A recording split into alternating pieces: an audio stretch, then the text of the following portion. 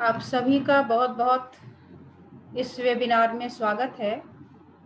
कल से हम सब सीख रहे हैं एक एक्यूप्रेशर विषय पर एक छोटी सी जानकारी कि हमें एक्यूप्रेशर क्यों करना चाहिए, इसका क्या कारण है, इसमें क्या क्या फ़ायदे हो सकते हैं, हमें कितनी इसकी पोटेंसी, कितनी क्या क्या इसकी लिमिटेशंस हैं, वो सभी हम इसमें सीखने वाले हैं। तो कल हमने सीखा था what is acupressure and what is the origin of acupressure, क्या है इसकी ओरिजिन, आया कहाँ से था ये। तो ये सारी चीजें हम लोगों ने कल सीखी थी। आज हम इसके आगे का सीखने वाले हैं। तो जैसा कि आप सभी जानते हैं और मैंने भी कहा था कि मेरी जो कुछ भी ये होती हैं क्लासेस, तो ये क्लासेस मेरी नहीं है, ये खेमका सर का ही दिया हुआ ज्ञान है जो मैं अपने माध्यम से आप तक पहुंचाने की एक छोटी सी कोशिश मात्र कर रही हूँ। तो जैसे सर अपनी एक कोई पोयम सुनाते थे, तो मैं भी आपको एक पोयम सुनाती हूँ। कराहता तड़पता कोई आए तो उसे मान देना मेरे साथियों। कराहता तड़पता कोई आए तो मान देना मेरे साथियों। लड़खड़ाता हुआ कोई आए तो उसे थाम लेना मेरे साथियों। हारा थका कोई आए तो उसकी थकन मिटाना मेरे साथियों। घबराया हुआ कोई आए तो उसे ढांढस बंधाना मेरे साथियों। व्यथित व्याकुल कोई आए तो उसे मरहम लगाना मेरे साथियों। भूखा प्यासा कोई आए तो उसे भोजन कराना मेरे साथियों। निराशा से घिरकर कोई आए तो उसे बंधाना, आशा बंधाना मेरे साथियों। कराहता तड़पता कोई आए तो उसे मान देना मेरे साथियों। तो ये एक पोयम थी जो बताती है कि हमें एक्यूप्रेशर सीखने के साथ ही हमारे रोगियों से कैसा व्यवहार होना चाहिए, एक उपचारक का एक रोगी के प्रति क्या कर्तव्य है, ये पोयम ये बात बताती है।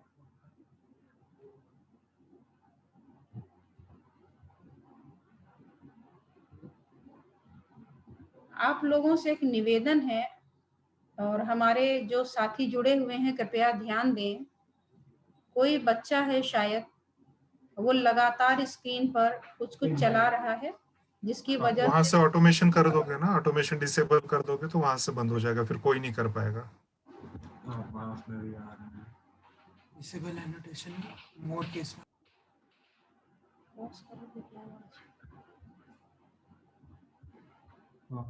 एक मिनट बस इसकी कर दूं ताकि आपको डिस्टर्ब ना हो बीच बीच में ये जो चीजें हो रही हैं। कर दिया, चला के देखिए, चला के देखिए। हाँ,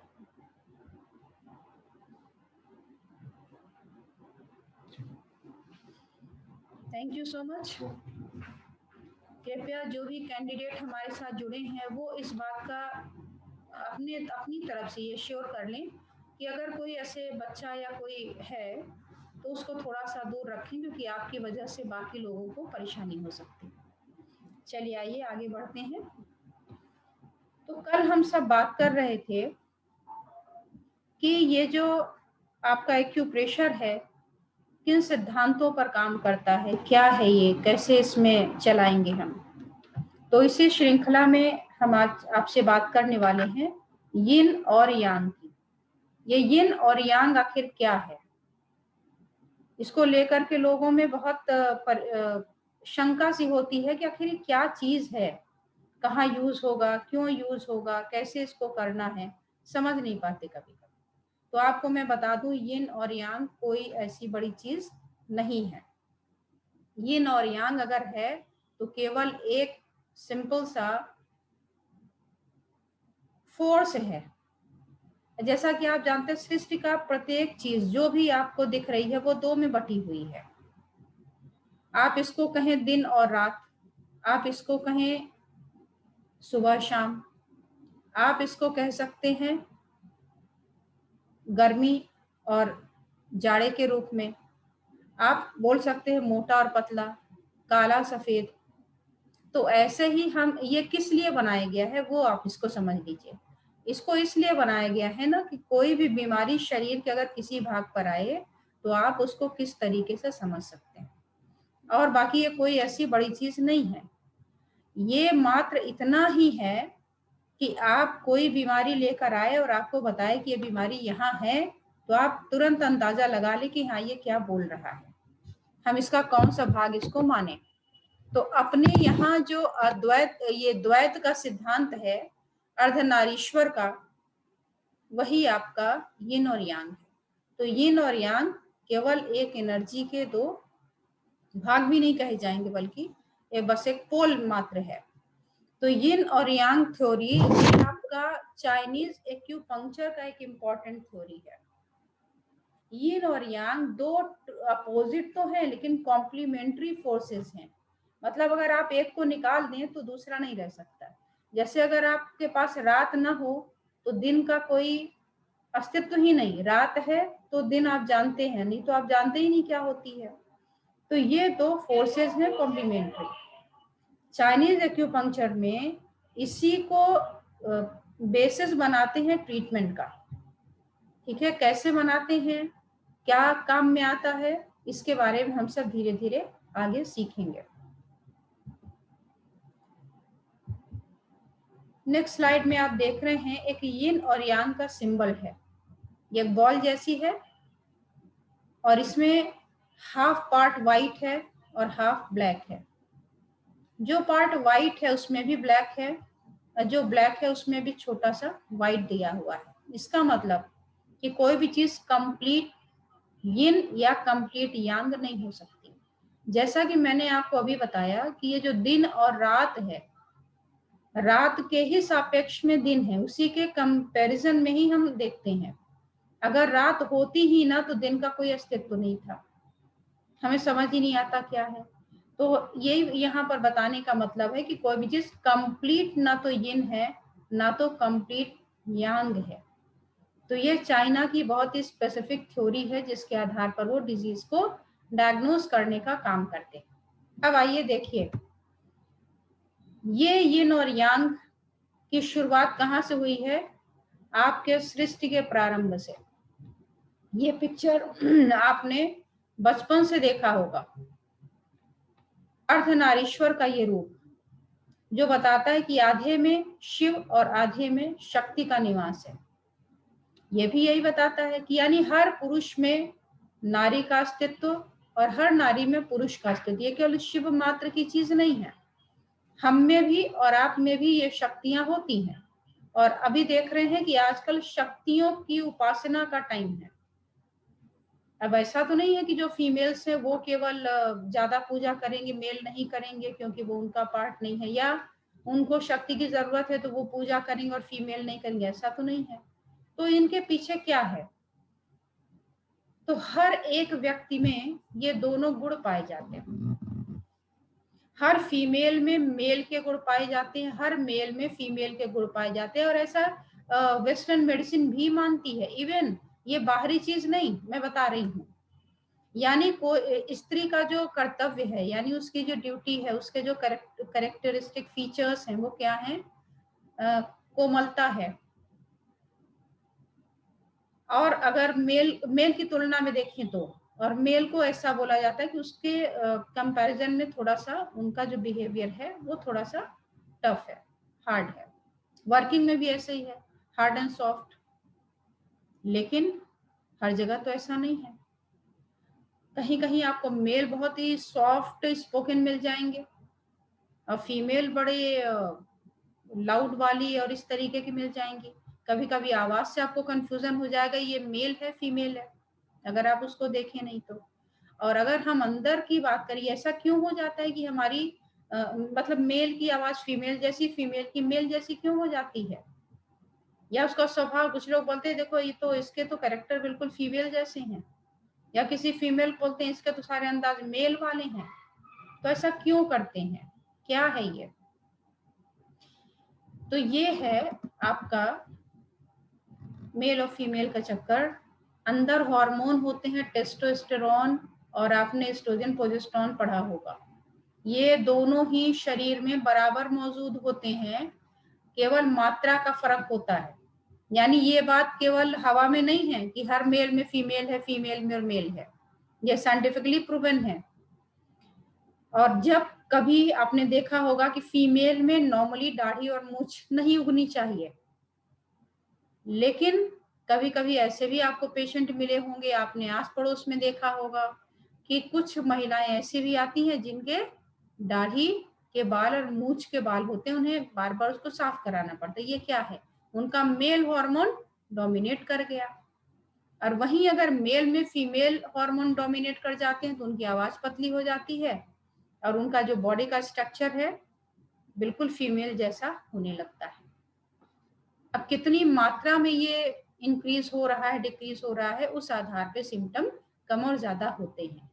तो यही बात यहाँ भी बताई जा रही है कि यिन और यांग आपके शरीर के अंदर है, ब्रह्मांड में देखने की बात नहीं, भीतर भी है।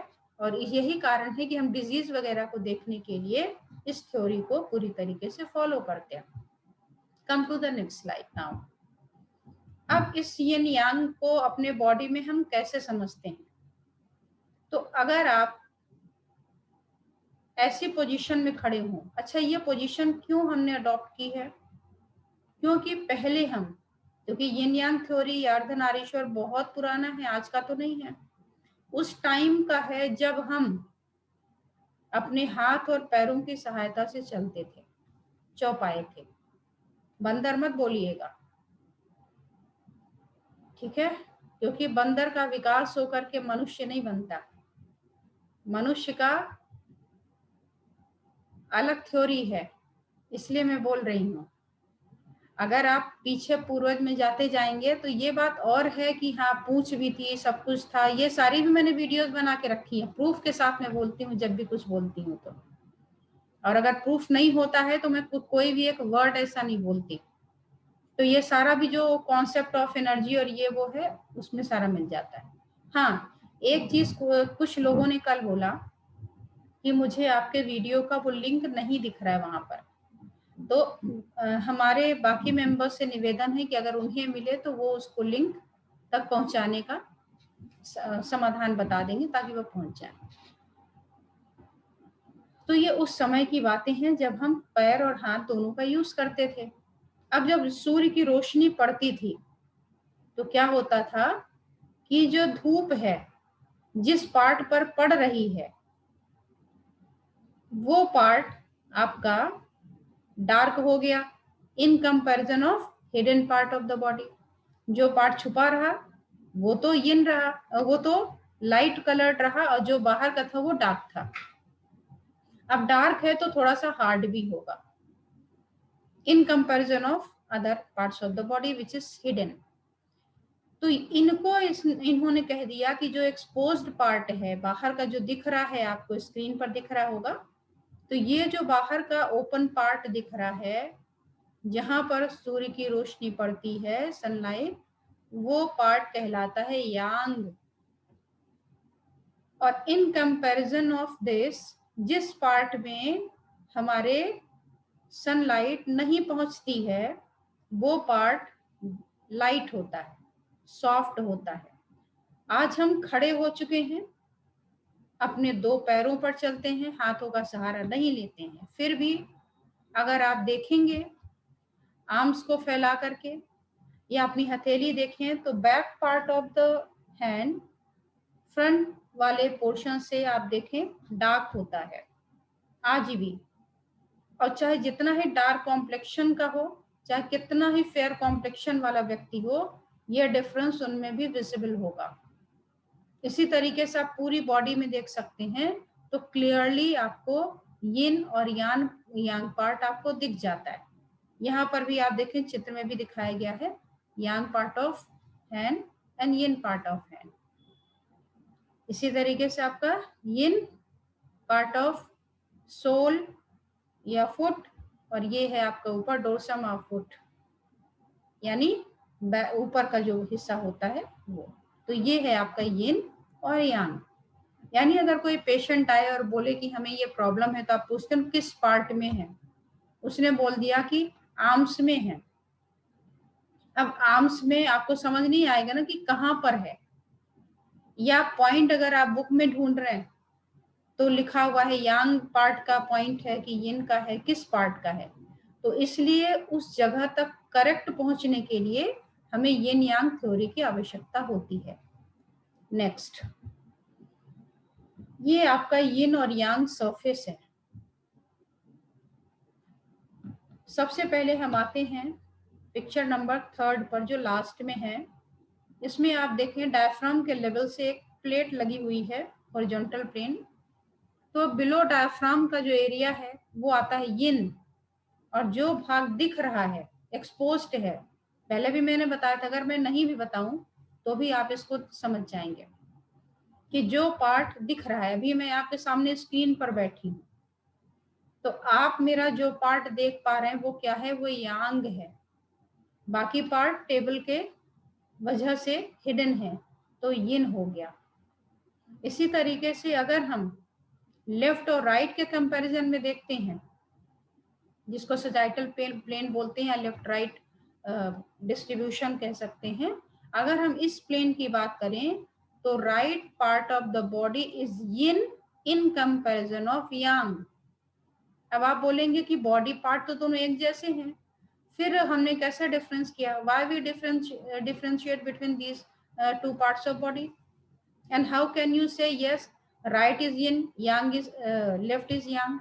Why not left is yang, right is left is yin and right is yang? What is the difference? क्या डिफरेंस है? हम तो दोनों एक ही जैसा यूज करते हैं ना, कि अलग अलग अलग करते हैं। Predominantly most of the people वो राइट हैंड का यूज करते हैं, राइट हैंड। 8%, ओनली 8 to 13% लोग हैं जो लेफ्ट हैंड, 13% हैं जो लेफ्ट हैंड यूज करते हैं, और 8% लोग हैं जो दोनों अपने हैंड को यूज करते हैं। तो हमें किसको देखना है? मेजॉरिटी को। एक्सेप्शनल तो हर जगह आपको मिल जाएंगे, एक्सेप्शनल चीजें, तो हमें एक्सेप्शंस नहीं देखने, हमें मेजॉरिटी पे बात करनी। तो मेजॉरिटी लिया तो क्या आया? राइट आया। तो राइट कंटिन्यूअस वर्क कर रहा है, तो जो कंटिन्यूअस वर्क करता हो उसको डाल देते हैं यिन में, ठीक है। और जो टेम्परेरली वर्क करता है इन comparison of other parts of body, उसको हम कर देते हैं यांग में, ठीक है। अब फर्स्ट पिक्चर पर आते हैं, फ्रंट और बैक। तो ये हमने ऑलरेडी डिस्कस कर लिया कि फ्रंट पार्ट आपका हिडन है तो यिन है, अब बैक पार्ट आपका हो जाता है जो एक्सपोज्ड है वो यांग है। अब आइए नेक्स्ट पिक्चर पर हम चलते हैं। यिन यांग सरफेस ऑफ बॉडी। तो ये मैंने आपको बताया कि हिडन, ये बहुत बड़ा एक फॉर्मूला है जिस जब आप किसी चीज को डायग्नोस करेंगे तो दिमाग में रहेगी, और वैसे तो प्रैक्टिस करते करते फिर इन चीजों की जरूरत नहीं पड़ती कि हम याद करें। अगर उसको आपने अंडरस्टैंड कर लिया प्रॉपरली तो फिर इसकी भी जरूरत नहीं पड़ती। फिर भी जो हमारे नए साथी हैं, जो न्यू कमर्स हैं, उनके लिए ये एक बहुत बड़ा टूल है, तो इसको वो समझ लें। और अभी तो पीडीएफ है तो आप आराम से अपने पास यूज भी कर सकते हैं। Hidden part of body is yin, expose part of body is Yang, front part of body is yin, back part of body is yang, below diaphragm is yin, above diaphragm is yang, right half of body is yin and left half of body is yang. अब छोटे छोटे parts का भी हम देख सकते हैं, like front of face. Face का जो फ्रंट पार्ट जो आपको दिख रहा है सामने वो यिन है, और इसी का पीछे चले जाएं, यहाँ पर अगर चले आते हम तो ये बैक हो जाता है yang. Right half of the face की बात कर लें, लेफ्ट और राइट का, तो जो राइट आएगा वो फिर से यिन और लेफ्ट हो जाएगा यांग। ऐसे ही आप अपने लेग्स में देख सकते हैं, लेग्स में दो तरीके के यिन और यांग बनते हैं, एक फ्रंट और बैक और एक आउटसाइड और इनसाइड का। तो फ्रंट ऑफ लेग ये होता है हमारी यिन। आप बोलेंगे हम तो खड़े हैं तो धूप पड़ रही है, नहीं, आप उस पोस्चर को इमेजिन कर लीजिएगा। तो फ्रंट ऑफ लेग ये आपका यिन में आता है, बैक ऑफ लेग आपका यांग में आता है। और यही रीजन है, अगर आप गौर करें, हालांकि अगर आप देखेंगे डार्क पार्ट और लाइट पार्ट तो हो सकता है कंफ्यूजन क्रिएट हो, लेकिन अगर आप उस रूल के हिसाब से चलेंगे जो सनलाइट का एक्सपोजर का मैंने दिखाया था, तो उसके अकॉर्डिंग बैक पोर्शन जो बाहर का आउटर आएगा वो यांग ही होगा। Inside of leg is yin, outer side of leg is yang. फिर अगर आप आर्म्स की बात करें तो फ्रंट ऑफ आर्म ये जो पोर्शन है ये पोर्शन आपका आता है यिन और ये पोर्शन आपका आता है यांग।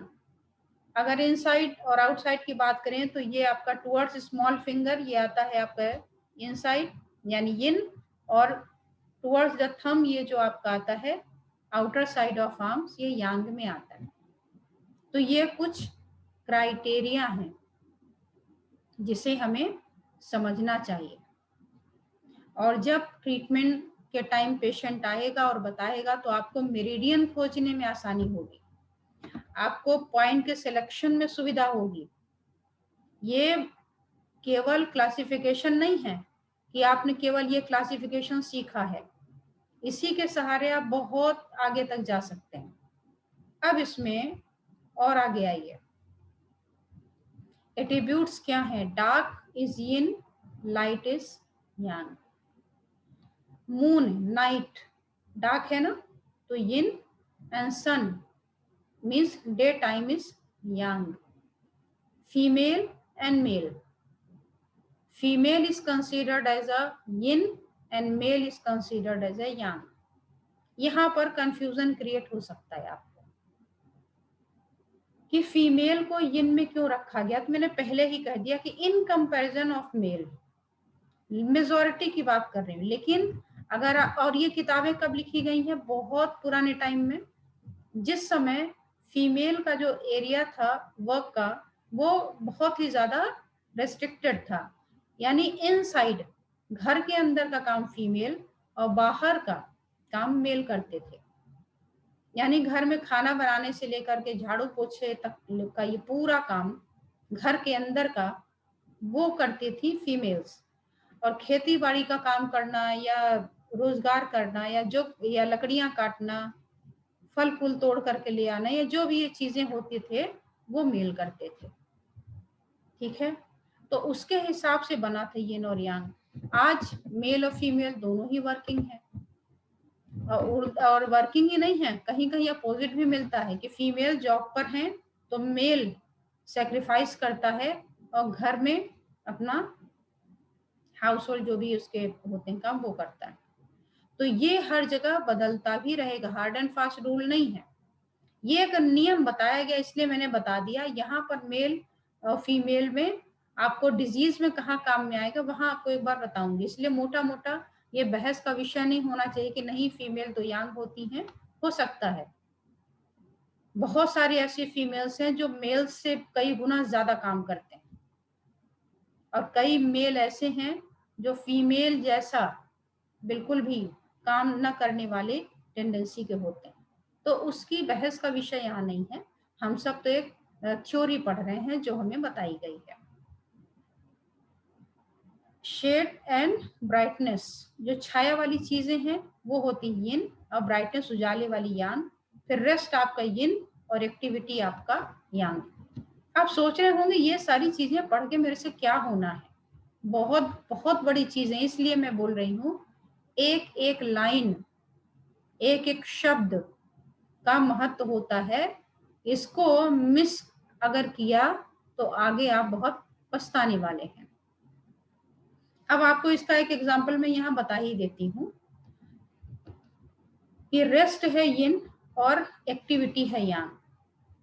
इसको हम डायग्नोसिस में कैसे ले सकते हैं? अब देखिए, किसी के पैर में दर्द हो रहा है, पेशेंट आता है ना, बोलता है हमारे पैरों में तो बहुत दर्द है, तो आप क्या करेंगे उस समय? क्या सीधे आप पॉइंट लेकर के लगाना शुरू कर देंगे? यस, बहुत सारे लोग ऐसा करते हैं, और जहां आपने ये किया वहीं आप फेल होने लगते हैं।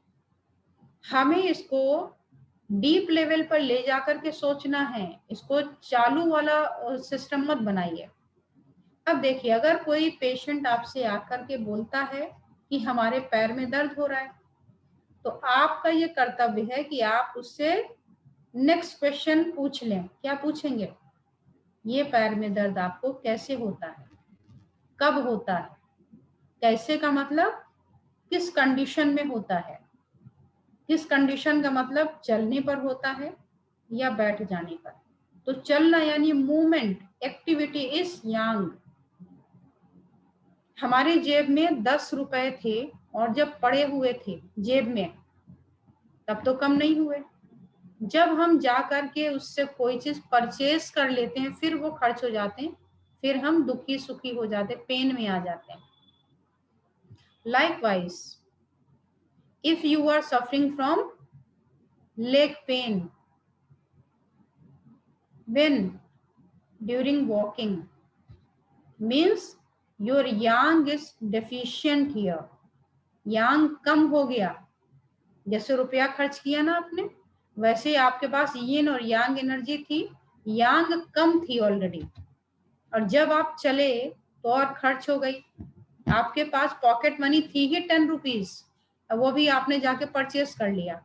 अब समझ में नहीं आ रहा है कि नेक्स्ट जो हमारा जरूरत की चीजें वो हम कैसे लाएंगे।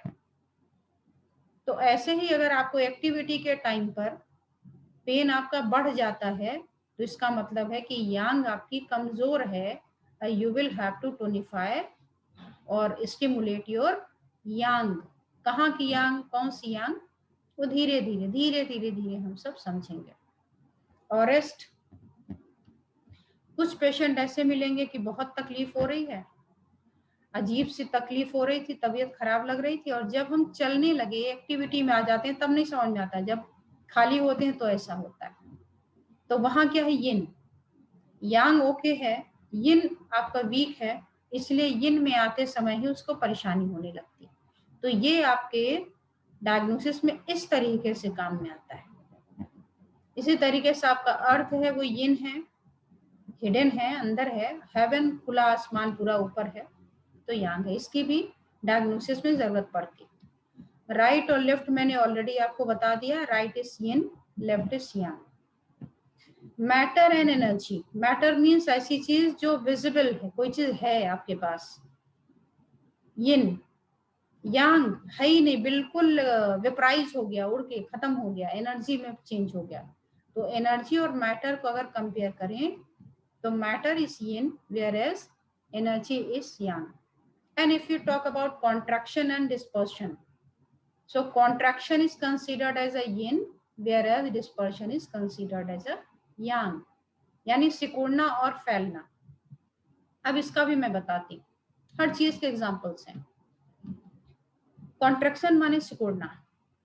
अगर कोई चीज आपकी कॉन्ट्रैक्ट करती जा रही, तो इसका मतलब उसका यिन पोर्शन खराब है, हमें उस ऑर्गन के पर्टिकुलर, किडनी श्रिंक कर रही, या और भी कोई ऐसा बॉडी पार्ट है या ऑर्गन है जो श्रिंक कर रहा है, तो you will have to focus on yin there. And if your organ is expanded, dispersion means enlarge, then you will have to focus on yang energy of particular organ. Kidney enlarge हो गई, liver enlarge हो गई, हालांकि इसमें भी technical terms use किए जाते हैं जो बिल्कुल अलग भी होते हैं। क्या, अगर आपका लिवर एनलार्जमेंट है तो अलग है, और लिवर फैटी होना वो अलग है। तो फैटी होना और एनलार्जमेंट होना दोनों अलग अलग बातें। मैंने एनलार्जमेंट के लिए बोला है, फैटी लिवर के लिए नहीं बोला है। तो ये सारी चीजें हमें बहुत ध्यान रखनी होती हैं, छोटी छोटी चीजों को। आइए अब हम आगे बढ़ते हैं और देखते हैं इसका दूसरा एक बहुत ही इंपॉर्टेंट थ्योरी है, 5 एलिमेंट थ्योरी। जैसा कि आपको नाम से ही पता चल रहा है कि 5 एलिमेंट, 5 तत्व। ये चाइना ने बहुत फॉलो किया, मैंने वर्ड फॉलो बोला है, इसको बहुत फॉलो किया और इसके माध्यम से ट्रीटमेंट का बहुत बड़ा साधन ढूंढा। देखिए हमारे यहाँ क्या होती है, जब कोई चीज आप छोड़ देते हैं तो दूसरा तो उसको पकड़ेगा।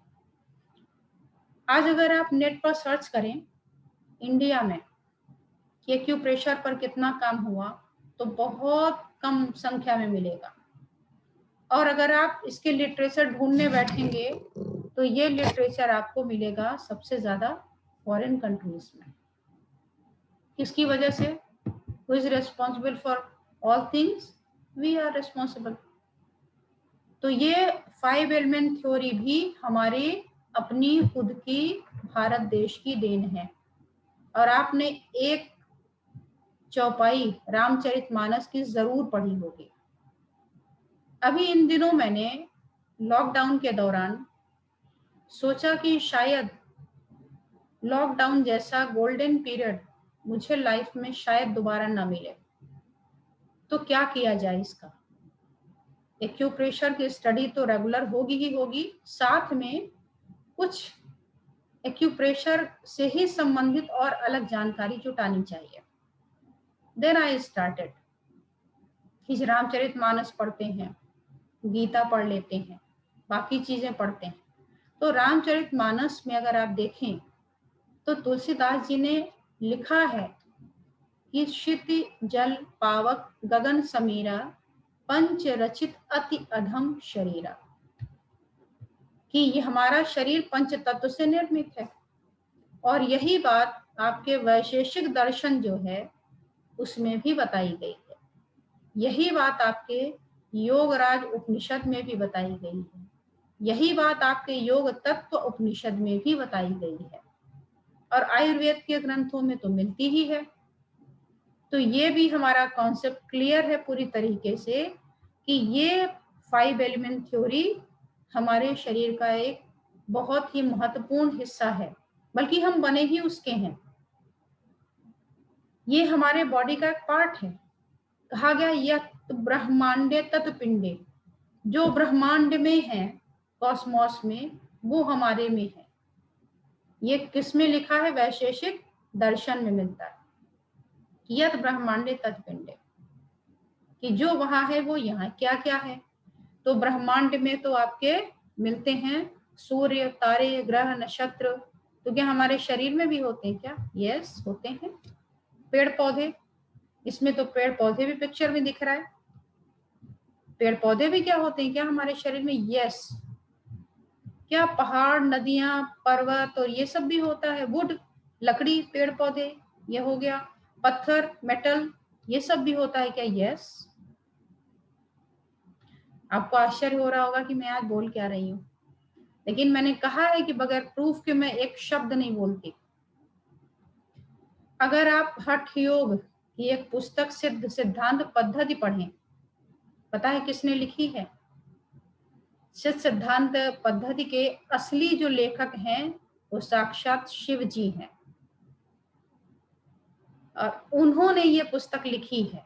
और इसमें जब मैं पढ़ रही थी तो अंडमान निकोबार द्वीप समूह, जम्मू कश्मीर जैसी चीजों की चर्चा आई कि अपने देश में, जिन्होंने फर्स्ट टाइम मेरे मुंह से सुना होगा उनको फनी सा लग रहा होगा, क्योंकि हमारे जो साहित्य हैं वो थोड़ा लोगों को फनी लग सकते हैं, लेकिन इसकी ब्यूटी जब आप सुनेंगे तो दंग रह जाएंगे। आकाश, पाताल, पृथ्वी, नदी, नाले, मतलब ब्रह्मांड का कोई भी ऐसा चीज नहीं। मैंने सोचा कि अगर यह तो ब्रह्मांडे तत् पिंडे, तो ब्रह्मांड में तो ये सारी चीजें हैं तो इसमें मिलनी चाहिए। तो ये चीजें पढ़ते पढ़ते पढ़ते पढ़ते कहाँ मिली? सिद्ध सिद्धांत पद्धति में मिली। और वहां पर भी 5 एलिमेंट थ्योरी का जितना बेहतरीन वर्णन है उतना कहीं नहीं मिल सकता। और एक एक एलिमेंट के जो कैरेक्टरिस्टिक फीचर्स बताए गए, वायु के 10 गुण, पृथ्वी के 10 गुण, इन सब के गुण बताए गए कि इनके ये कैरेक्टरिस्टिक फीचर्स हैं। तो ऐसा नहीं है कि हमारे पास लिटरेचर की कमी है, हमारे पास पूरा अद्भुत और विशेष ज्ञान इन सब चीजों का था। और अभी हमें वापस बैक टू द नेचर चलना ही होगा, आज नहीं तो कल। जैसे लॉकडाउन में घर में बिठा के जबरदस्ती आपको कैद कर दिया गया, ऐसे ही फिर ऊपर वाले की मर्जी होगी तो सारी थेरेपी से मोड़ करके आपको कुछ ऐसा चक्कर चलाएगा कि आप इसमें आएंगे। इतने सारे लोग तो एटलीस्ट आ ही चुके हैं।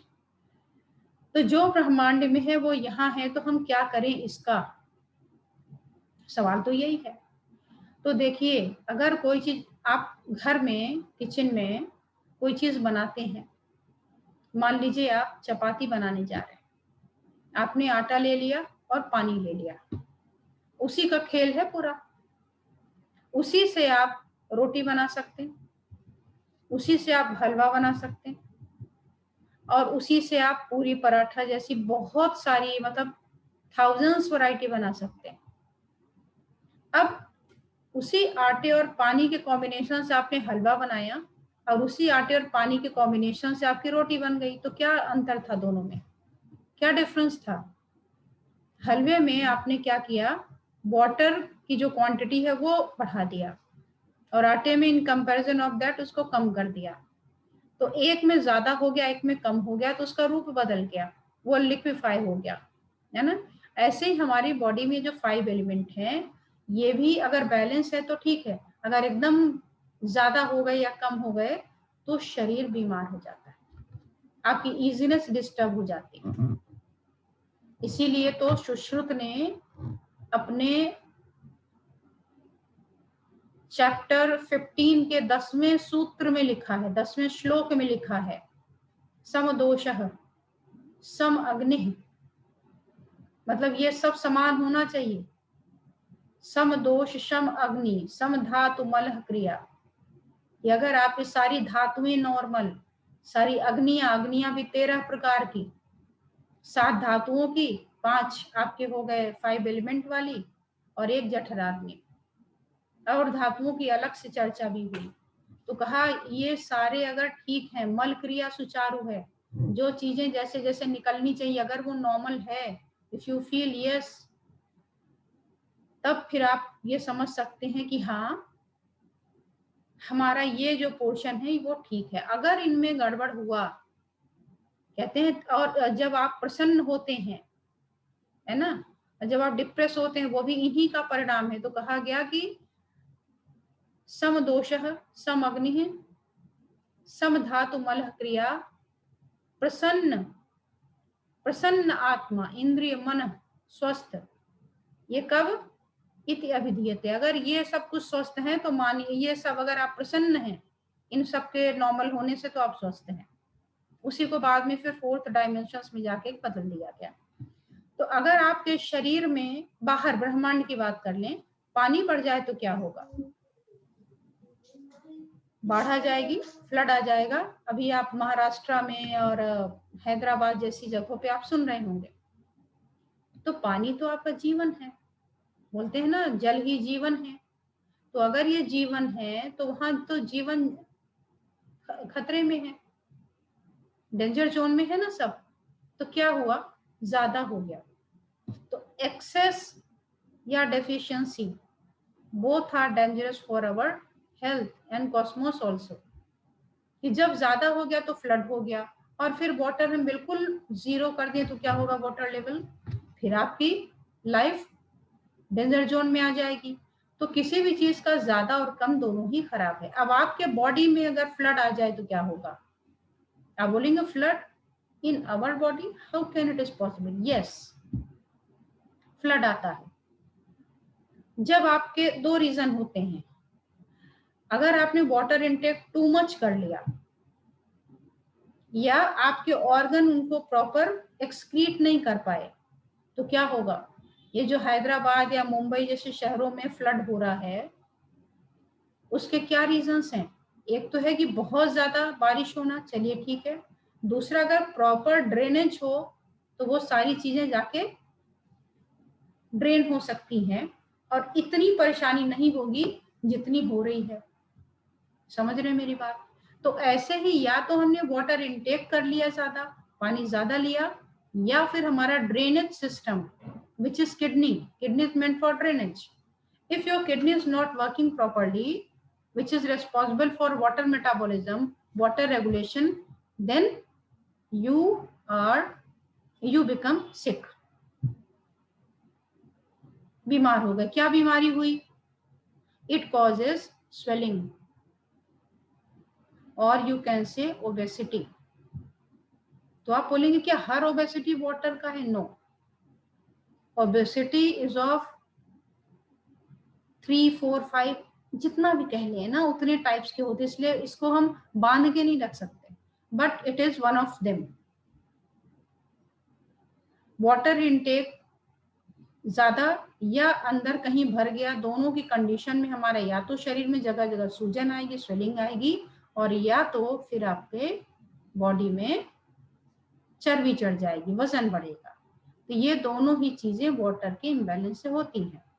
ऐसे ही अगर आपका फायर एलिमेंट कम ज्यादा हो जाए तो क्या होगा? फायर एलिमेंट अगर कम हो गया तो डाइजेशन आपका खराब हो जाएगा, इनडाइजेशन हो जाएगा। अग्नि, पीएच आपका disturb, infection, skin infection, allergy, ऐसी बहुत सारी चीजें होने लग जाएंगी, फंगल इन्फेक्शन। और अगर ये ज्यादा हो जाए तो एसिडिटी, अल्सर, कैंसर, बहुत सारी चीजें डेवलप हो सकती। तो जितनी भी ये एनर्जी है ये बीमारियों की द्योतक है। पृथ्वी तत्व, ये क्या है? अब पृथ्वी तत्व देखिए, volcanoes, earthquake, these are the examples of earth element. तो आप मन ही मन, और लोग शायद बोल भी चुके होंगे, मैं होती तो मैं तो जरूर बोलती अच्छा तो वोल्केनो, और आप हमें वोल्केनो और ये अर्थक्वेक भी अपने बॉडी में दिखाएंगे क्या? Yes, if you want you can see. देखना चाहेंगे? चलिए दिखाती हूँ। वोल्केनो क्या है? अंदर प्रेशर बढ़ा, जो भी हीट था वो थोड़ा थोड़ा ऊपर आया, प्रेशर की वजह से आपकी जो अर्थ का जो लेवल है वो फटा और वो बाहर आ गया। यही तो है ना आपका अर्थक्वेक। और आपका चाहे बात कर लें वोल्केनो की, ज्वालामुखी के, दोनों यही तो है। अब आपके बॉडी में ब्लड प्रेशर बढ़ा लीजिए, अंदर अर्थ के अंदर, पृथ्वी के अंदर, आपका शरीर पृथ्वी अंदर बढ़ा लीजिए ब्लड प्रेशर। ब्लड प्रेशर बढ़ा करके ऊपर ले आइए, यहाँ पर आकर के ब्रेन हैमरेज कर देगा। अब भूकंप आ गया, चक्कर आया। चक्कर क्या है आपका? भूकंप आया था। अब भूकंप आने के बाद मकान आपका गिर गया, यानी आप गिर गए। और जब आप गिर जाते हैं उठने में बड़ा टाइम लगता है। सिंपल गिरेंगे तो नहीं, लेकिन बिकॉज ऑफ हाई बीपी, भूकंप आया था इसलिए मकान टूटा है, तो बनने में टाइम लगेगा। आपको उसका जो भी उसका वेस्ट मटेरियल है उसको पहले वहां से हटाना पड़ेगा। तो क्या करते हैं, यहाँ से वेस्ट मटेरियल को आप हटाते हैं, जो ब्लड क्लॉट हो गया उसको हटाते हैं। और नहीं तो जो आपका मकान गिर गया, शरीर रूपी मकान आपको पैरालाइज हो गया, वो उठ करके खड़े होने में बहुत टाइम लगता है। और कभी कभी तो नहीं भी खड़ा होता व्यक्ति, डेथ हो जाती। तो मिल गया आपको अर्थक्वेक, मिल गया आपको वोल्केनो, ऐसी सारी चीजें मिलती हैं हर एक जगह पे। हर एक मेटल की बात करें तो मेटल आपके बॉडी में मौजूद है। सोना, चांदी, हीरे जवाहरात में मजाक नहीं करती स्टडी के टाइम पर। तो आप ध्यान दीजिए, मैं बोल रही सोना, चांदी, हीरे जवाहरात सब कुछ है आपके बॉडी में। यस, साइंस के स्टूडेंट जानते होंगे कि जो पीरियोडिक टेबल होती है केमिस्ट्री की, जिसमें 118 एलिमेंट्स होते हैं, वो सारे elements it is proven also कि आपकी बॉडी में पाए जाते हैं। अब आप बोलेंगे अच्छा गोल्ड भी, हाँ गोल्ड भी पाया जाता है। अब आप देखिए कि आपके अर्थ में गोल्ड का कितना रेशियो है। इतना तो नहीं है कि आप रोड पे कहीं चलते हो तो देखें कहीं एक पत्थर जैसा पड़ा है गोल्ड का या सिल्वर का या डायमंड का, रेयर है, बहुत ही कम मात्रा में पाए जाते हैं। तो ऐसे ही हमारी बॉडी में भी कम मात्रा में पाए जाते हैं, इसलिए इनको ट्रेस एलिमेंट्स के लिए की लाइन में डाल देते हैं और इसलिए आप इनको नहीं समझ पाते। आयरन है, लोहा ज्यादा पाया जाता है, लोहा आपके शरीर में भी है। लोहा कम होने लगे तो आपको परेशानी होने लगती है। लोहा कैसे? आयरन, आयरन मीन्स हीमोग्लोबिन, तो हीमोग्लोबिन कम होने पर कितनी परेशानी होती है। ऐसे बहुत सारे हैं आपके, पोटेशियम है, सोडियम है, बहुत सारे एलिमेंट्स हैं जिनकी वजह से आप बीमार होते हैं, आपको पता ही नहीं होता कि क्या है।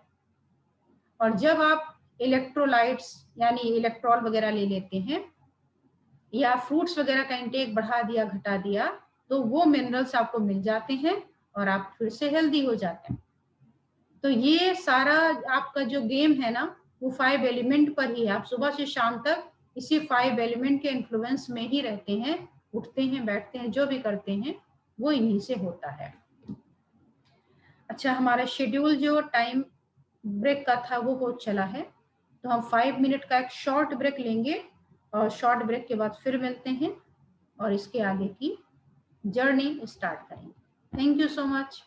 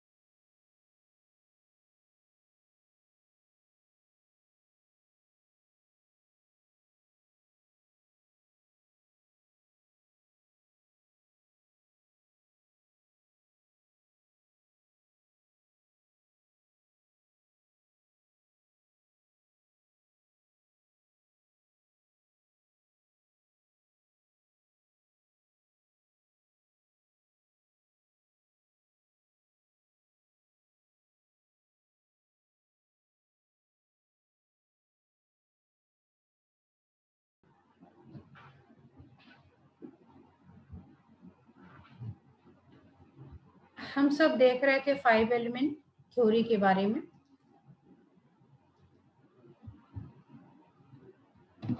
और इसके बारे में भी हमने आपको बताया कि human body is made of 5 elements which are wood, fire, earth, metal and water.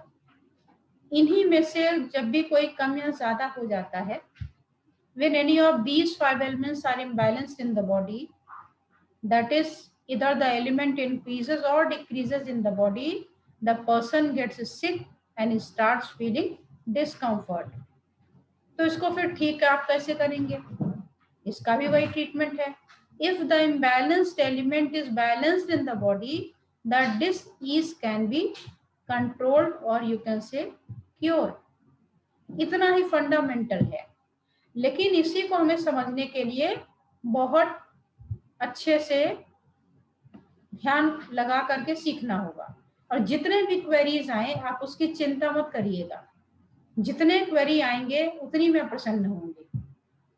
और कोई भी क्वेश्चन कभी भी रॉन्ग नहीं होता, क्वेश्चन अपनी जगह पर क्वेश्चन होता है।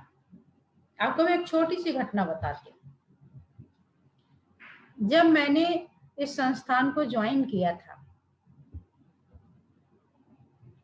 तो उस समय 5 डेज की ट्रेनिंग चलती थी, मैंने भी ज्वाइन किया।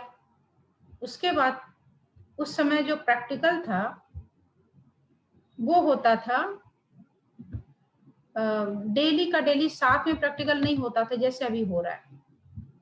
उस समय प्रैक्टिकल का प्रोसीजर था कि पूरी ट्रेनिंग ओवर होने के बाद में आपको टाइम दिया जाता था रोल नंबर वाइज, कि किस दिन किसका रोल नंबर होगा, उसका एक टाइम स्लॉट होता था कि उसमें वो प्रैक्टिकल में कुछ भी पूछ सकता है, चाहे वो पॉइंट लोकेशन हो या कुछ भी थ्योरी का हो।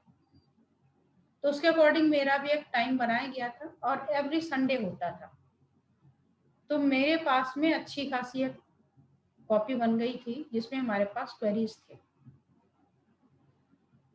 और हमारे प्रैक्टिकल ट्रेनर थे। जब मेरी बारी आई तो हम लोगों को एक रूम में बिठाया गया, मैं भी बैठ गई। सबसे बोला गया कि भाई अपने अपने आर्म रेस करिए, क्वेश्चन करिए। सबसे पहले मैंने अपना आर्म रेस कर दिया। उन्होंने बोला कि बताइए बेटा आपको क्या सवाल पूछना है। तो मैंने कहा 1 मिनट। अब मुझे थोड़े ना पता था कि इमीडिएट और मेरे से क्वेश्चन किया जाएगा। मैंने कहा 1 मिनट में अपनी कॉपी खोलने लगी। तो बोला कि ये क्या है? मैंने कहा मेरी क्वेश्चन बैंक है। तो question bank, what do you mean? मैंने क्वेश्चन बैंक का मतलब सर इसमें क्वेश्चंस हैं। तो बोले मेरे टॉपिक से रिलेटेड, मतलब एक्यूप्रेशर से? मैंने कहा यस सर। बोले कितने क्वेश्चंस हैं? मैंने कहा सर काउंट तो नहीं किया, लेकिन कई पेजेस हैं, क्वेश्चन है। मैं कहा यस सर। बोला कि प्लीज सिट डाउन, आप बैठ जाओ अभी, तब तक दूसरे का जो एक एक दो दो क्वेश्चंस हैं वो हम पूछ लेते हैं, और फिर बाद में आपको हम अलग से कॉल करके बुलाएंगे। उस घटना को आज 25 साल हो गए। वो क्वेश्चन की डायरी भी गुम हो गई। क्वेश्चन तो नहीं गुम हो सकते कभी, क्वेश्चन तो सॉल्व हो गए धीरे धीरे करके। तो इस तरीके ये मैं इसलिए कहना चाहती हूँ कि क्वेश्चन आप लिखते जाइए। इसीलिए मुझे ये ट्रिक आया कि क्वेश्चन तो एटलीस्ट लिख लो। क्वेश्चन को पढ़ते पढ़ते ही आपके क्वेश्चन सॉल्व हो जाते हैं कि हाँ नहीं ये तो आता है हमें। तो ये ध्यान दीजिएगा। और अभी भी जब वो सर मेरे से मिलते हैं तो मैं उनसे बोलती हूँ कि सर वो मेरा प्रैक्टिकल का क्वेश्चन रह गया, तो हंसते हैं। चलिए आगे बढ़ते हैं हम। ये 5 एलिमेंट जिसके बारे में मैं बोल रही थी, ये जो भी हमारे 5 एलिमेंट है इनका एक निश्चित क्रम होता है, एक स्पेसिफिक सीक्वेंस होता है। ऐसा नहीं है कि किसी भी रूप में कैसे भी कहाँ भी इनको फिट कर दिया जाएगा। जैसे कि आप यहाँ पिक्चर में देख रहे हैं, वुड, वुड के बाद fire, next earth, then metal and then water. ये एलिमेंट इनका ये एक सीक्वेंस बनाया गया, और ये भी बहुत स्पेसिफिक सीक्वेंस है। इसके भी प्रूफ आपके शास्त्रों में मिलते हैं, प्रामाणिक है, ये प्रमाण है। ऐसा नहीं है कि अपने मर्जी से कोई भी कुछ बोलेगा। ये मैं पहले भी आपको बोल चुकी हूँ कि मैं जो कुछ भी बोलूंगी वो कहीं ना कहीं से मिला होगा, तभी बोल रही होंगी। तो ये इनका एक निश्चित क्रम होता है। अच्छा, जितने भी एलिमेंट हैं उन सब के पहचान के एक तरीके होते हैं, एक फिजिकल एक metaphysical.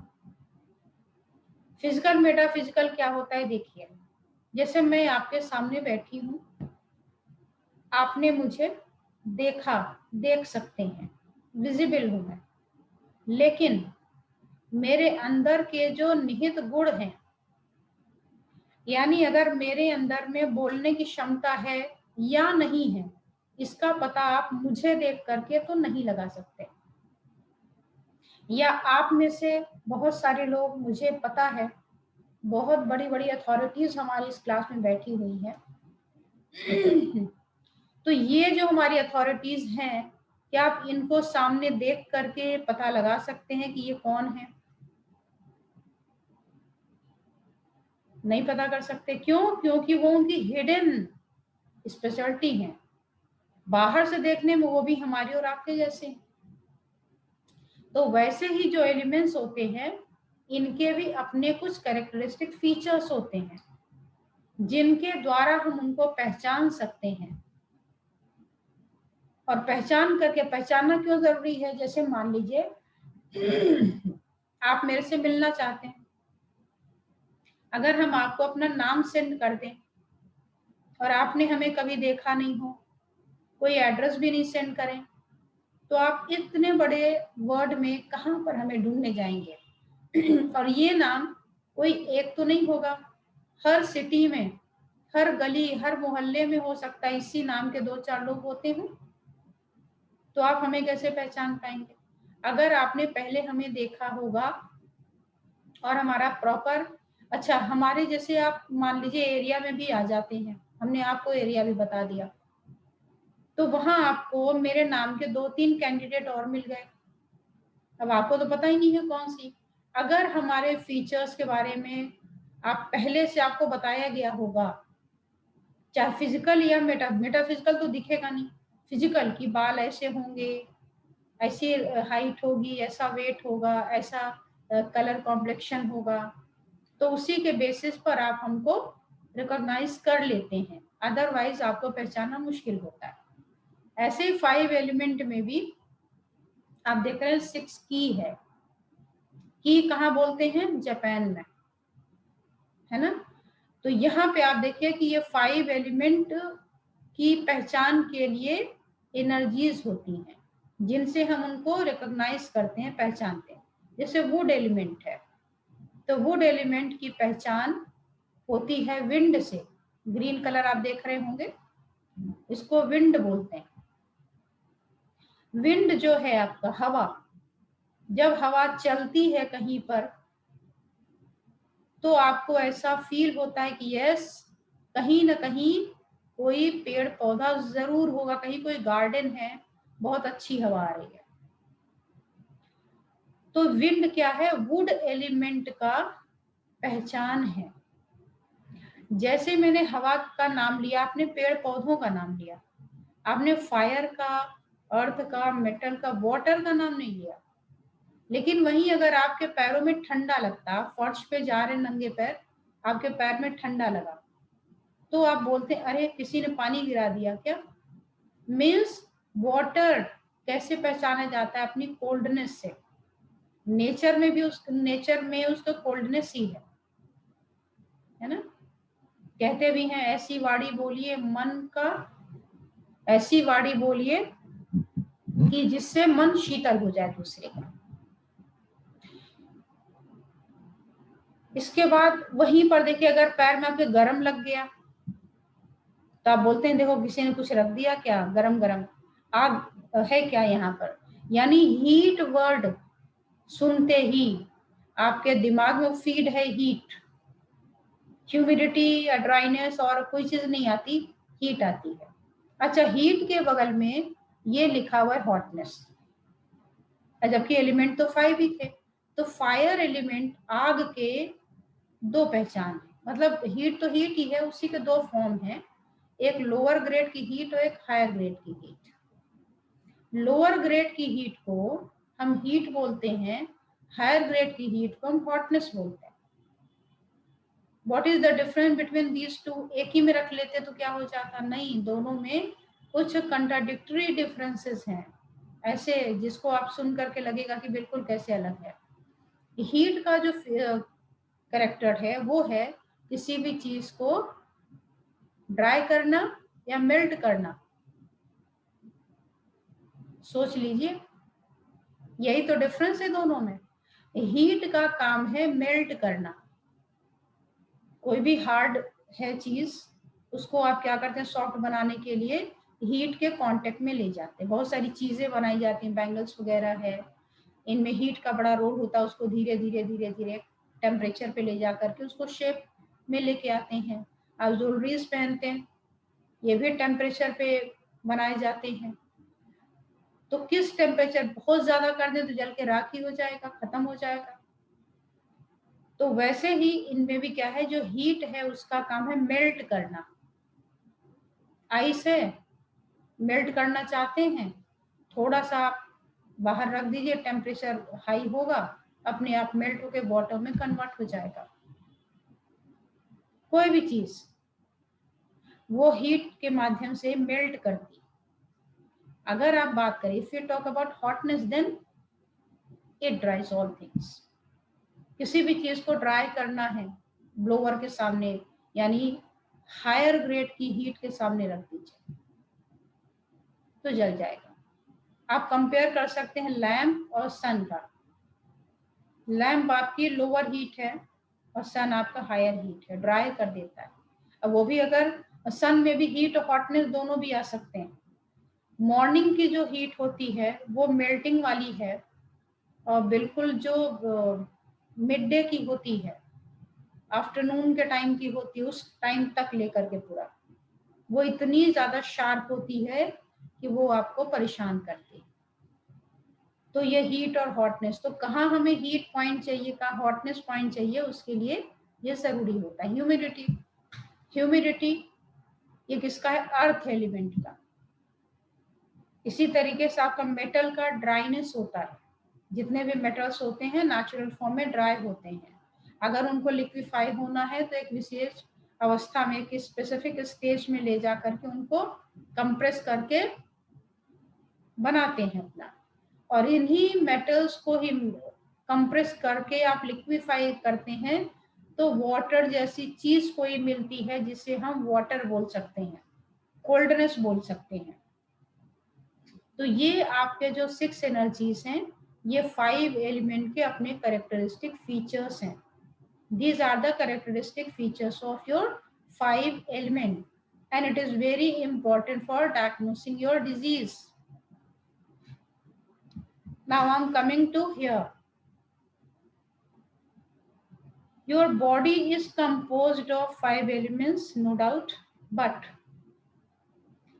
each and every element is found in your whole body.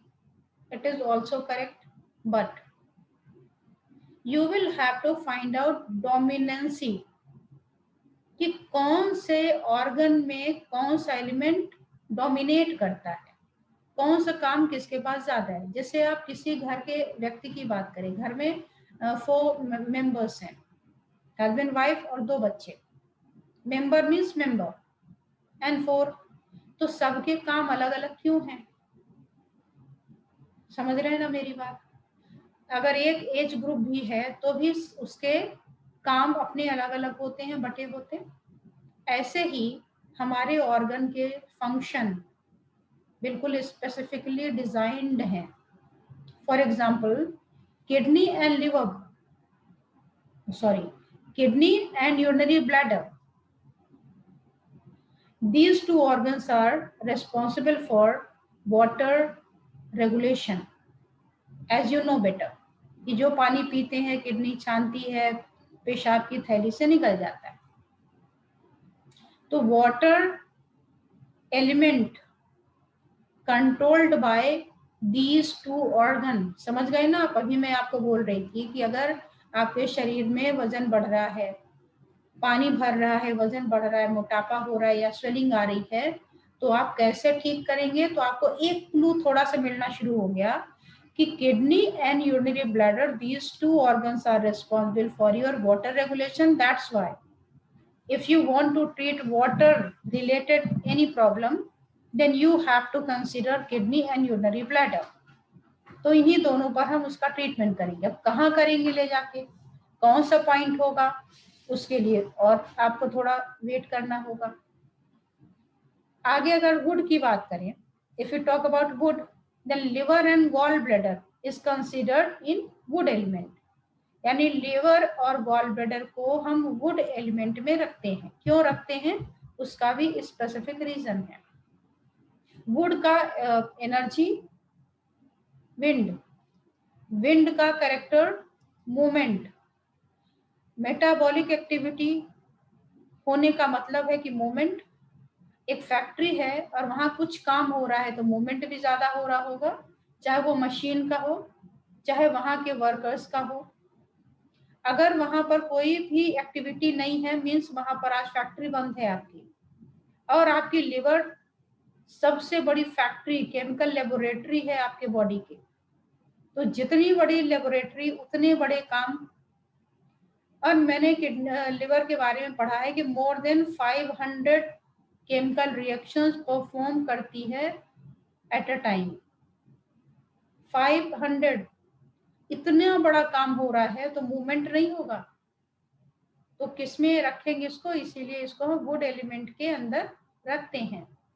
और अगर आप हार्ट की बात करेंगे तो फायर, लोग बोलते हैं आफ्टर डेथ कि शरीर ठंडा हो गया, इसका मतलब है कि सर्कुलेशन 0 हो गया। सर्कुलेशन कौन प्रोवाइड करता है आपको? हार्ट। तो हार्ट को कहाँ रखेंगे? ब्लड आपका कैसा होता है? कहते हैं गर्म होता है, तो हार्ट को हम रखेंगे फायर में। और मेटल लंग्स और लार्ज इंटेस्टाइन में।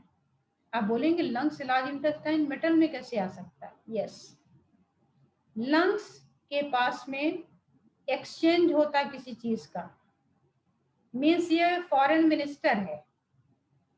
अगर आप फॉरेन जाते ना, करेंसी एक्सचेंज करनी पड़ेगी आपको, तो यहाँ तो हम डेली करेंसी अपनी चेंज कर रहे हैं। कौन सी करेंसी आपने डाली थी अंदर? O2, ऑक्सीजन, और बदले में आपको क्या मिल गई? Carbon dioxide. तो यहाँ भी एक करेंसी एक्सचेंज हो रहा है हमारा। एनर्जी के भी फॉर्म में करेंसी एक्सचेंज होता है। तो ये ऑक्सीजन और कार्बन डाइऑक्साइड गैसेस एक्सचेंजेस, ये हमारे कहीं ना कहीं मेटल से रिलेटेड है। और ऐसे ही अगर और भी होते हैं इसमें छोटे। इसी तरीके से अगर आप लार्ज इंटेस्टाइन की बात करें तो बहुत सारे मेटल्स वहां पर मिलते हैं। क्यों? सारी चीजें डंप तो वही होनी है ना, उसी डंप में से ही तो सारे हीरे जवाहरात निकलते हैं। तो जितने मिनरल्स, जितने भी आप विटामिन, जो भी चीजें सिंथेसाइज हो रही, बन रही, बिगड़ रही, जो भी है, उनका जो मेन सोर्स है वो तो आपका लार्ज इंटेस्टाइन है। वो केवल वेस्ट मटेरियल का कलेक्शन सेंटर नहीं है, स्टोर रूम नहीं है, उसके बाद बहुत बड़े बड़े काम हैं। तो उन्हीं में से आपका मेटल का भी एक्सचेंज है। अगर आपका लंग्स एक्सचेंज कर रहा है तो लार्ज इंटेस्टाइन भी करता है, तो इसलिए लंग्स को मेटल में डाल दिया। अच्छा, इसके बाद अर्थ एलिमेंट है। तो अर्थ में क्या होता है? अर्थ से ही हम अपने फूड निकालते हैं ना खाने के लिए। तो हमारे बॉडी में जो भी हम फूड लेते हैं, इंटेक करते हैं, वो कहाँ जाता है? स्टमक में। तो stomach is the source of earth element. तो ये सारे ऑर्गन हैं और ये उनके एलिमेंट हैं जिससे ये कनेक्टेड होते हैं। आपने देखा होगा यहाँ पर एक ऑर्गन किडनी लिखा है, मैंने आपको एक और बोनस बता दिया, यूरिनरी ब्लैडर। वाई? तो जैसे आप नॉर्मल लाइफ में देखते हैं पेयर बनाया जाता है, हस्बैंड वाइफ का, स्टूडेंट टीचर का, मदर फादर का, ब्रदर सिस्टर का, ब्रदर ब्रदर का, सिस्टर सिस्टर का। क्यों? क्योंकि अकेले हो सकता है उनको पूरा काम करने में प्रॉब्लम आए। अभी हमारी ट्रेनिंग हो रही, तो मेरे साथ मेरी टीम, एक साथ इतने सारे लोग, ये क्या है? ये पेयर्ड ऑर्गन है। इनमें से कोई भी एक मिसिंग हो जाए ना तो आपका सारा काम फेल, फ्लॉप। तो वैसे ही किडनी यूरिनरी ब्लैडर के बगैर बेकार है, लिवर गॉल ब्लैडर के बिना बेकार है, हार्ट और स्मॉल इंटेस्टाइन का कनेक्शन है, ये दोनों हैं ऊपर नीचे, फिर भी आपस में कनेक्टेड है। ऐसे लंग्स के साथ लार्ज इंटेस्टाइन और स्टमक के साथ स्प्लीन होता है, इसीलिए मैंने इनको पेयर में बताया है और आगे और भी डिटेल में बताने वाली हूँ। Come to the next slide now. मैंने बोला था कि आपका जो फिजिकल है, कल मैंने बताया था यस्टरडे की क्लास में, कि आपका जो एक्यूप्रेशर है उससे आप टोटल हेल्थ लेते हैं। टोटल हेल्थ के 4 एस्पेक्ट्स बताए थे मैंने, 4 dimension, which was physical, mental, social, spiritual. तो अभी मैंने बात की फिजिकल की। एक्यूप्रेशर आपका इमोशन लेवल पर भी काम करता है, मेंटल लेवल पर। तो ये जो आपके एलिमेंट्स हैं इनके मैं पॉजिटिव इमोशंस बताती हूँ कि 5 एलिमेंट के पॉजिटिव इमोशंस क्या होंगे। अगर ये एलिमेंट आपके ठीक काम करते होंगे, नॉर्मल होंगे, बैलेंस्ड होंगे, तो बॉडी में क्या क्या सिम्टम आएगा और किन की कमी हो जाएगी, तो आप समझेंगे कि कौन सा एलिमेंट हमारा कमजोर है। For example, here I am seeing joy element. If you are feeling your joy is missing in your life, means fire is missing in your body, fire element. You will have to tonify your fire element. And if you want to increase your happiness, if you are not happy, then you will have to focus on wood element. ऐसे ही आपको सारे देखने हैं। आपके पास में attitude of gratitude नहीं है, आपके पास थैंकफुलनेस नहीं है, आपके लिए कोई काम करता है और आप उसको थैंक यू भी नहीं बोलते, उल्टा एक काम और करते हैं। क्या किया आपने? तो सब गड़बड़ कर दी ना। ऐसे कोई करता है? मतलब कि कोई अगर कितना भी अच्छा काम कर ले, अगर आप में वाटर एलिमेंट डिस्टर्ब है, किडनी यूरिनरी ब्लैडर का जो ऑर्गन है, जो आपका एलिमेंट है water element, if your water element is disturb, then your attitude of gratitude feeling and thankfulness also be disturbed. अब सोच लीजिए, आप बोलते हैं अरे वो तो बिल्कुल थैंकफुलनेस तो जानता ही नहीं है, आप कितना भी काम कर दो उसके लिए, लेकिन वो कभी भी खुश नहीं रह सकता। कोई ग्रेटिट्यूड नाम की चीज नहीं, कोई आभार नहीं किसी के प्रति। जो हूं बस मैं हूं, means water element is disturb.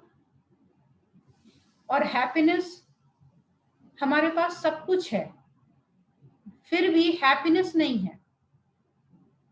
Depression के लिए साइकियाट्रिस्ट के पास जा रहे हैं, तो ये हैप्पीनेस कौन देगा? लिवर। लिवर के पास में हैप्पी हार्मोन होते हैं जो स्ट्रेस को रिलीज करता है। लेकिन अगर आपके लिवर में प्रॉब्लम है, लिवर एलिमेंट आपका डिस्टर्ब है, तो आप कभी भी हैप्पी फील कर ही नहीं सकते, चाहे आपको डायमंड के केस में क्यों ना बिठा दिया जाए, लेकिन आपको हैप्पीनेस फीलिंग नहीं आने वाली। उसमें भी आपको रोना आएगा कि बताओ हमें तो डायमंड के केस में बैठा दिया, अब मैं इसका क्या करूं, मुझे तो अभी भूख लगी है, मेरे को तो खाना ही नहीं मिल रहा है। या अगर आपको कोई रेस्टोरेंट में बैठा दे, चलो आपको भूख लगी, आप खा ही लो पूरा, क्या यहाँ इस रेस्टोरेंट में बैठा दिया, ये कोई रेस्टोरेंट होता है क्या? जरा और अच्छे वाले रेस्टोरेंट में ले जा सकते थे। मतलब उन्हें सेटिस्फैक्शन नहीं होता है। और अगर आपकी stomach element, sorry earth element जिसमें स्टमक आता है, अगर ये डिस्टर्ब है तो आपकी पीस गायब हो जाएगी। और इसमें ग्राउंडेडनेस होता है, यानी आप बोलते हैं ना कि वो बहुत ही ग्राउंड टू अर्थ है, यानी वो बहुत ही सलीके से रहता है, उसमें कोई ऊंचा दिखावा नहीं है, शो ऑफ करने का नहीं है, बहुत पीस है लाइफ में, शांति है। तो ये शांति, ये पीस, ये ग्राउंडेडनेस, ये उनमें आती है जिनका स्टमक यानी अर्थ एलिमेंट ठीक है। अगर आपको लगता है आपकी पीस खत्म हो रही है, आपका ग्राउंडेडनेस, आप जबरदस्ती के अहंकार में फूले नहीं समा रहे और है कुछ नहीं। अहंकार स्वाभिमान होता है, अहंकार को अभिमान बोलते हैं, और एक होता है स्वाभिमान। आपके पास जो कुछ है अगर उसका और सच में है तो वो एक स्वाभिमान होता है कि हमारे पास ये वो। लेकिन अगर भौतिक चीजों में आपका आकर्षण हो जाए, आसक्ति हो जाए, अट्रैक्शन हो जाए, और हो ना वास्तव में वो चीजें आपके पास हो ना, फिर भी आपको लगे, तो वो आती है ईगो में, वो आती है आपके अभिमान में, और वो आपकी पीस को, ग्राउंडेडनेस को खत्म कर देती है। सपोज करिए आप एक गाड़ी खरीद के लेके आते हैं, 4 व्हीलर, आप ऐसी फ्लॉन्टिंग करते हैं ना कि मेरा मन नहीं है, मेरी निगाह नहीं जा रही, तो भी उस पर जानी चाहिए। तो उस पर क्या करते हैं? डेकोरेशन करा देते हैं, लाइट लगा दी, ये कर दिया, वो कर दिया। नहीं है मेरा मन देखने का, मैं नहीं देखती आपकी चीज, आपकी चीज है तो आप देखो ना, मुझे क्यों दिखाना, क्या करूं मैं देखकर? आपकी गाड़ी है, मेरा नेबर है, सपोज करिए, नेबर की गाड़ी को देख करके खुश होना, मतलब वो बात नहीं कह रही हूं मैं कि हमें प्रसन्नता नहीं हुई, मुझे अच्छा नहीं लगा, ऐसा नहीं है। लेकिन आप जो फ्लॉन्टिंग कर रहे हो, जो आप शो ऑफ कर रहे हो, हॉर्न जोर से बजाना, डेकोरेट करके दिखाना कि देखो ये मैं लेके आया, उसका मैं क्या करूं? वो तो आपके काम में आएगी, आप उठते बैठते उसका यूज करोगे, मेरे कौन से काम में आएगी? मुझे क्यों दिखा रहे हो? लेकिन दिखाते हैं लोग। ऐसे नेचर में भी होता है कि मैं ये, मैं वो। तो ये क्या है? ये स्टमक एलिमेंट, सॉरी बार बार स्टमक एलिमेंट आ रहा है, अर्थ एलिमेंट, यानी स्टमक जब डिस्टर्ब होता है उसकी एनर्जी, तब आप में ये चीजें आती हैं, आपका पीस गायब हो जाता है। ऐसे ही मेटल है, लंग्स, इनमें कंटेंटमेंट की भावना होती है। तो अगर आपको लगता है कि आपके पास ये कम है, तो you will have to focus on your lungs. Lungs का ट्रीटमेंट करिए, मेटल एलिमेंट आप में कम हो गया है। तो इस तरीके से ये पॉजिटिव इमोशंस होते हैं। अब मैं बात करूंगी, 1 मिनट में टाइम देखती हूँ, समय कब निकल जाता है कुछ समझ में नहीं आता, इतनी तेज टाइम चलता है, मेरी स्लाइड्स रह जाती हैं। कोई बात नहीं, अभी तो मैं इसे स्टॉप करती हूँ। 5 मिनट का ब्रेक लेकर के आप फिर से मेरे साथ फटाफट जुड़ जाइए। Thank you so much. हाँ हो गया, थैंक यू दीदी, प्लीज कंटिन्यू। ब्रेक से पहले मैं बात कर रही थी पॉजिटिव इमोशंस के बारे में। अभी हम बात करने वाले हैं नेगेटिव इमोशंस के बारे में। ये नेगेटिव इमोशंस क्या हैं? नेगेटिव इमोशंस का मतलब है कम। नेगेटिव मीन्स माइनस ना, minus means less, plus means positive. तो अगर आपकी एनर्जी पूरी फुल है तो आपका जो नेचर है वो पॉजिटिव इमोशंस होंगे, अदरवाइज नेगेटिव। अगर आपके नेगेटिव थॉट्स ज्यादा आते हैं means minus, downward arrow means आपका जो एलिमेंट का एनर्जी पावर है वो लेस है, लेस देन नॉर्मल है। इसीलिए आप नेगेटिव सोचते हैं, नेगेटिव बोलते हैं, नेगेटिव करते हैं, मीन्स आप में कम है। ऐसा नहीं कि ज्यादा है, कम है। ज्यादा होता तो आप तो साइलेंट मोड में आ जाते, आप तो सबके प्रति प्रेम करना शुरू कर देते। इवन ये स्थिति होती, आपने संत महात्माओं को देखा होगा, बुद्ध के बारे में बहुत सारी ऐसी कहानियां सुनने को मिलती हैं कि एक बार एक व्यक्ति बुद्ध से बहुत नाराज था और उसने सोचा कि इनकी परीक्षा भी लेते हैं और देखते हैं इनको गुस्सा कैसे नहीं आता, भाई कुछ तो करेंगे। तो वो जाकर उन पर थूकना शुरू कर देता, स्पिटिंग करनी शुरू कर देती, और बुद्ध आंख बंद करके अपने में मगन थे। शाम हो गई, उसको थूकते थूकते, केवल गालियां देना, थूकना, केवल इतना ही उसका काम था। बुद्ध को तो कुछ भी नहीं हुआ क्योंकि उनकी तो बैलेंस एनर्जी थी, लेकिन उस आदमी के जो थूक का स्टॉक था वो खत्म हो गया। गालियों के जो वैरायटीज थी वो खत्म हो गई। अब कौन सी देता, उसी को कितनी बार आप रिपीट करेंगे? और उसकी भी एक सीमा होती, रिपीट करते करते करते करते वो थक गया बेचारा, लेकिन बुद्ध को कुछ भी नहीं हुआ। फिर उन्होंने बुद्ध से पूछा कि मैंने आपको इतना इंसल्ट किया, इतनी गालियां दी, इतने पत्थर मारे, इतना थूक निकाला, लेकिन आप गुस्सा क्यों नहीं हुए? बोला आपने हमें दिया, ये आपकी चॉइस थी, आपको देना है नहीं देना है। अब मेरे पास अपनी चॉइस है, हमें लेना है या नहीं लेना है। आपने दिया तो यू आर मोस्ट वेलकम, लेकिन उसको मैंने नहीं लिया क्योंकि वो मुझे जरूरत नहीं थी और मैं कोई भी एक्स्ट्रा चीज रखता नहीं हूँ, तो इसलिए मैंने उसको लिया नहीं। आई एम वेरी सॉरी, और जो आपको तकलीफ हुई है इसके लिए मैं सॉरी बोलता हूँ, मैं क्षमा मांगता हूँ कि मुझे देख के आपको बड़ा कष्ट हो रहा था कि आप इतना परेशान हुए मेरी वजह से, तो इसलिए आई एम वेरी सॉरी। ये क्या है? ये फुल ऑफ एनर्जी है कि आप उसमें भी पॉजिटिव सोच पाते हैं। नहीं तो अगर आपको कोई नफरत करे, आपको कोई गुस्सा दिखाए, आपको कुछ ऐसे बोले नेगेटिव, तो आप तो उसके लिए और भी ज्यादा नेगेटिव करने, मारने मरने का प्लान बना लेते हैं। तो क्या रीजन है? आप भी नेगेटिव, वो भी नेगेटिव, आपके भी एनर्जी कम, उसके भी एनर्जी कम, दोनों बीमार हैं और फाइट कर रहे हैं। तो अगर फियर है तो वाटर एलिमेंट डिस्टर्ब है, एंगर लिवर। कुछ लोगों को आपने देखा होगा छोटी छोटी चीजों में बहुत जोर से गुस्सा आ जाता है उनको, जिन चीजों में गुस्सा नहीं आना चाहिए था। गुस्सा आना इसका एक अपना नेचर है, तो थोड़ा बहुत कभी कभी आ जाना तो ठीक है। जैसे मान लीजिए कोई सामान आप देख रहे हैं, आपके सामने से कोई जो कर रहा है वो ठीक नहीं कर रहा है और उससे आपका बहुत बड़ा नुकसान होने वाला है कुछ, तो आप उसको एक बार बोलते, दो बार बोलते, वो नहीं सुनता, तो आप थोड़ा सा गुस्सा कर देते हैं, लेकिन बाय टंग ओनली। उससे आपकी बॉडी वाइब्रेट नहीं करने लगती है, उससे आपकी जो आवाज है वो एकदम डिस्टर्ब नहीं हो जाती, आपका सिर नहीं दुखने लगता, आपकी आंखें नहीं रेड हो जाती। हम नॉर्मल होते हैं, फ्रैक्शन ऑफ सेकंड में आपको गुस्सा आता है और चला जाता है, क्योंकि वो कंडीशनल था, कंडीशन के लिए आया था कि अगर आप ऐसा नहीं करेंगे तो नुकसान होगा। जैसे छोटा बच्चा है, छोटा बेबी, वो कैंडल को लेना चाहता है या कोई भी गर्म चीज है उसको लेने को दौड़ता है, उसकी माँ जोर से चिल्लाती है, गुस्सा करती है, फिर वो डर के किनारे हो जाता है। तो उस समय वो गुस्सा करना बहुत जरूरी था और उसका डरना जरूरी था। वो डर गया, इसका मतलब ये नहीं किडनी खराब है, नहीं। और डरेगा क्यों नहीं? क्योंकि लिवर से पीछे, यानी उसका पेरेंट किडनी है, तो अगर आप लिवर बोलेगा तो उसका पेरेंट थोड़ा तो कंट्रोल में आएगा।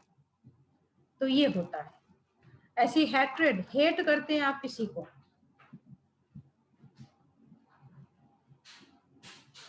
हेट हो जाती है आपको किसी से, भाई हमें उसका शक्ल नहीं देखना, चेहरा नहीं देखना, क्या है ये बता रहा है कि आपको आपके फायर एलिमेंट पर फोकस करना है।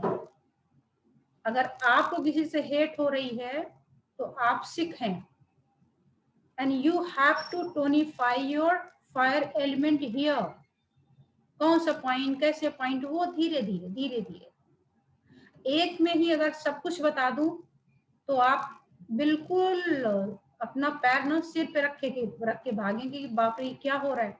इसलिए धीरे धीरे, step by step, one by one. तो अभी मैं ऑर्गन समझा रही हूँ।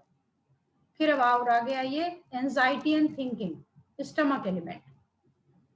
अगर स्टमक एलिमेंट आपका बीमार है, अंडर एक्टिव है, कमजोर है, तो आपको एंजाइटी और टू मच थिंकिंग आएगी।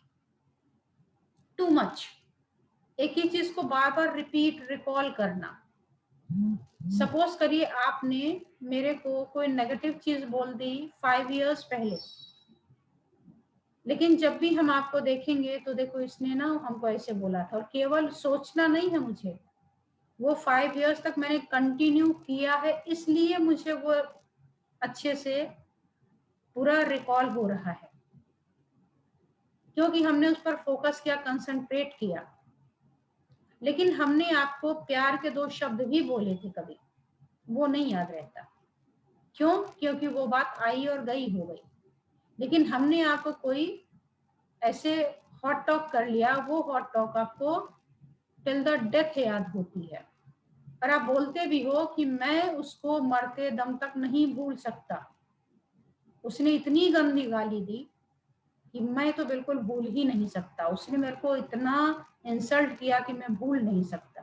लेकिन एक ने, 2 ने इंसल्ट किया होगा, लेकिन उसके अलावा बाकियों ने आपको प्यार भी दिया होगा। आप ये नहीं बोलते हो कितना उसने प्यार दिया कि ये तो हम भूल गए, मुझे तो याद ही नहीं है कब उसने गाली दी थी। एक बंदे ने गाली दी आपको, या एक व्यक्ति ने आपके साथ कुछ गलत किया बहुत साल पहले, लेकिन वो हम अभी तक याद करके रख रहे हैं। इसका मतलब है कि उसको हम इकट्ठा कहाँ कर रहे हैं, अपने स्टमक में, अर्थ एलिमेंट में। अच्छा होगा कि आप उसको वहीं खत्म कर दीजिए, बात खत्म। नहीं तो आप हमेशा परेशान होंगे, स्टमक के रोगी बन जाएंगे, डकारे लेते रहेंगे, पेट फूल रहा है, डाइजेशन प्रॉपर नहीं हो रहा, फिर कॉन्स्टिपेशन हो रहा है, ढेरों डिजीज। वो जरा सा 1 सेंटेंस वो आपको साइकियाट्रिस्ट तक पहुंचा रहा है, वो आपको आपके डॉक्टर तक, आए दिन मेडिकल स्टोर तक पहुंचा रहा है, और रीजन कुछ भी नहीं है। ऐसे ही आपका lungs, which is related to metal element, and its emotion is depression and sadness. If your lungs element is weak, if your metal element is weak, lungs element is weak, means your depression and sadness surely come. आप हमेशा sad रहते हैं without any reason, आपके face पर happy feeling नहीं आती है। आपसे अगर कोई पूछे कि क्या रीजन है, आपको कोई तकलीफ हो रही, नहीं, I'm okay। फिर पूछता है आप ऐसे क्यों दिख रहे हो, then why are you looking like this, I don't know why it is like this. उसको खुद भी नहीं पता कि ये क्यों हो रहा है। उसका रीजन है लंग्स। जब लंग्स में एनर्जी कम होगी तो आपके डिप्रेशन और सैडनेस आते हैं, करेक्ट। तो ये आपका है नेगेटिव इमोशंस की बात। हम नेक्स्ट आते हैं। इनका क्रिएशन मैंने बताया ना कि पहले वुड, वुड से फिर फायर से अर्थ, मेटल, वाटर। इनका एक अपना एक फिक्स पैटर्न होता है। क्या करता है देखिए, वुड ये फीड, इससे फीड होता है आपका फायर। अगर वुड ना हो तो फायर कहाँ से होगा? तो फायर का क्रिएटर कौन है? Who creates fire? वुड। इसीलिए बोला कि वुड क्रिएटर है फायर का, क्रिएटिव साइकिल है, ये क्रिएट करता है। तो जो क्रिएट करता है, जो आपको जन्म देता है, वो कौन होता है? आपके मदर फादर, यानी आपके पेरेंट। तो वुड मीन्स लिवर वाला ऑर्गन। तो wood is creator of fire element and fire makes earth. जब फायर आपकी बुझ जाएगी तो उसके बाद अर्थ एलिमेंट को क्रिएट करने में कोऑपरेट करेगी ना। And earth creates metal and metal holds water and water nurtures would. Without water you can not grow your plant. तो क्या है क्रिएटर इसका? वाटर है। तो ये आपके बॉडी में भी ऐसे ही काम में आने वाला है। ये देखिए, पेड़ पौधे का पोषण करता है, इसीलिए ये जो पानी है ये पेड़ की माँ कहलाती है, मदर या पेरेंट, जो भी आप कहना चाहें। ऐसे ही आपको मैंने बताया था कि लकड़ी वुड, ये जलेगी तो फिर फायर आएगी, तो उस हिसाब से वुड एलिमेंट क्या होता है? क्रिएटर या मदर ऑफ फायर एलिमेंट। ऐसे ही फायर क्रिएट्स अर्थ। तो आपकी जो अर्थ एलिमेंट है, पृथ्वी तत्व है, ये आपका किसकी माँ हो गई? अग्नि तत्व की माँ। अग्नि तत्व माँ है आपके अर्थ की। और ऐसे आगे बढ़ते जाएंगे। मिट्टी, अर्थ किससे निकलती है? मेटल से। तो मेटल कौन हो गया? उसका सन हो गया। और एलिमेंट अर्थ की बात करें तो ये उसकी मदर हो गई। ऐसे ही मेटल क्रिएट्स वाटर। तो जो मेटल क्रिएट वाटर है, ठीक इसी प्रकार से है जैसे अभी हमने आपको बताया।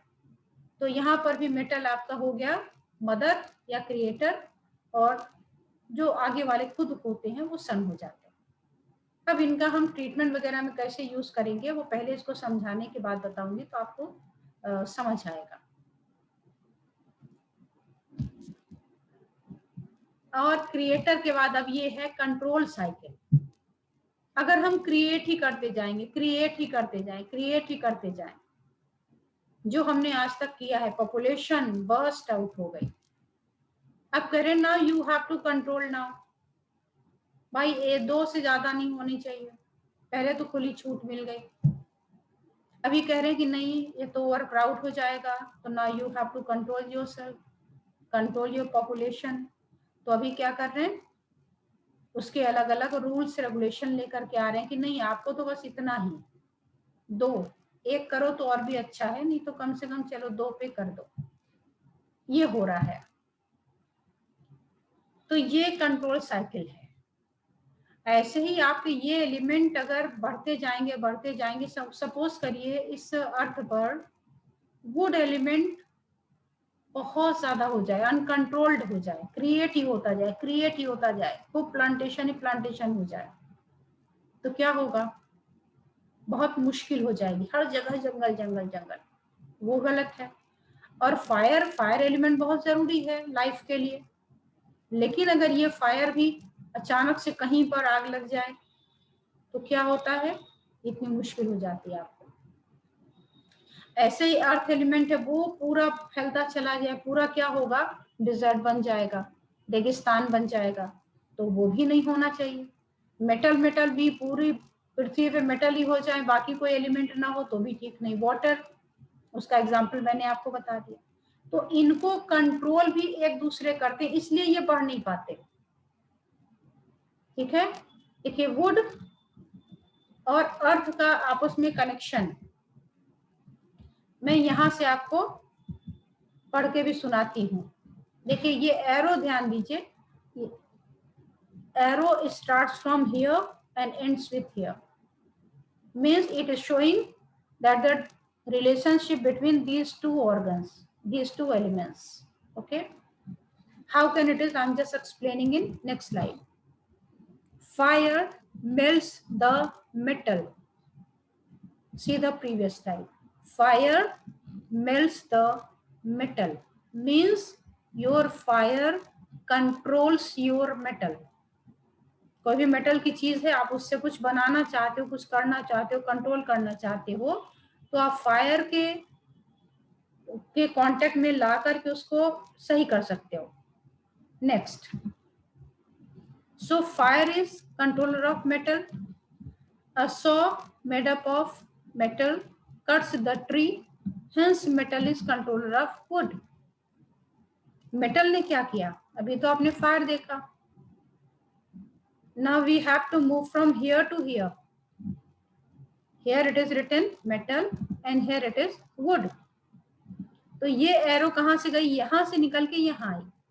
यानी अगर वुड को आपको फॉरेस्ट से कुछ प्लांट्स कट करने हैं, डिफॉरेस्टेशन करना हो या ऐसे नॉर्मली कटिंग करनी है, तो आप क्या करते हैं? मेटल का यूज करते.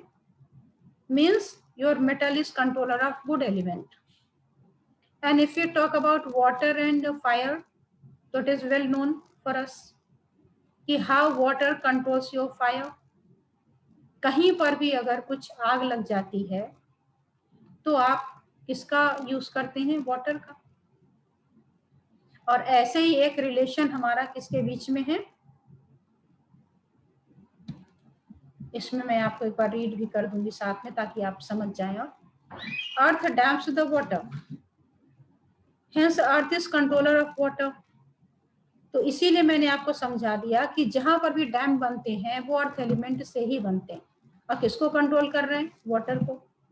तो अगर आपको वाटर कंट्रोल करना है, if you want to control your water element in your body, suppose in case of swelling or obesity, so you will have to focus on your earth element. तो यही बात मैं उधर भी बता रही हूँ कि ऐसे ही आपको करना होगा. water destroys or controls fire, ये बताया मैंने आपको. तो बॉडी में अगर आपके कहीं पर फायर और वाटर का इम्बैलेंस हो रहा है तो आप कैसे उसको कंट्रोल करेंगे?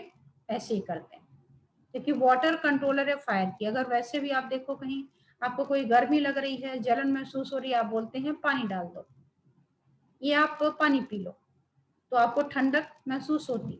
ऐसे अगर बॉडी में कहीं हीट है तो आप वाटर से रिलेटेड जो एलिमेंट होता है उस पर जाकर ट्रीटमेंट करते हैं. कैसे करते हैं ये हमारा बात का विषय है. Now I'm coming to wood and earth. ये रिलेशन.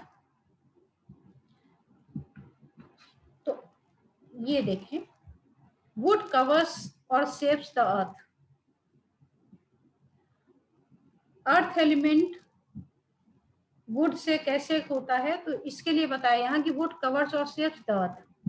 ये सेव करता है, सॉइल इरोजन को रोकता है. हम प्लांटेशन क्यों करते हैं? उसका क्या बेनिफिट है, क्या फायदा है? उसका फायदा ये है कि वो सॉइल इरोजन को रोकता है, आपकी मिट्टी कटने से बच जाती है. So would is controller of earth element. ऐसे ही बॉडी में भी अगर अर्थ एलिमेंट को, स्टमक स्प्लीन को कंट्रोल करना है, लिवर गॉल बेटा. आपको मैं एग्जांपल भी देती हूँ. देखिए, जब आपका छोटे बच्चों का आपने देखा होगा पेट खराब हो जाता है, लूज मोशन होने लगता है, फ्रीक्वेंटली होता है. If your child is suffering from suppose frequently loose stool, then what others says about this? अरे इसका तो ना लिवर खराब हो गया है. सुना है आपने? मीन्स कि उसको लूज मोशंस हो रहे हैं, तो आपका फोकस एलआई पर नहीं गया. स्टमक की प्रॉब्लम है, स्टमक पे नहीं गया कि अरे इसका पेट खराब है तो लिवर मस्ट बी कल्प्रिट, कि कहीं ना कहीं तो लिवर इन्वॉल्व होगा. और जब आप डॉक्टर के पास जाते हो, बोलते हो हमारे बच्चे का तो पेट बड़ा हो रहा है, कुछ खाता नहीं फिर भी पेट बाहर है, पतले दस्त होते, तो बोलता है ये ले लो लिवर टॉनिक. और ये लिवर टॉनिक जब आप बच्चे को पिलाओगे तो उसका लिवर ठीक हो जाएगा, स्टमक ठीक हो जाएगा. Earth element means if you want to control your stomach spleen, तो you will have to focus on liver also. जब लिवर पे इलाज करेंगे तब आपको पक्का ट्रीटमेंट होगा स्टमक स्प्लीन का. ये कंट्रोल साइकिल है. आगे ऐसे और भी एग्जांपल्स आते हैं, जाएंगे धीरे धीरे, बढ़ती जाऊंगी मैं.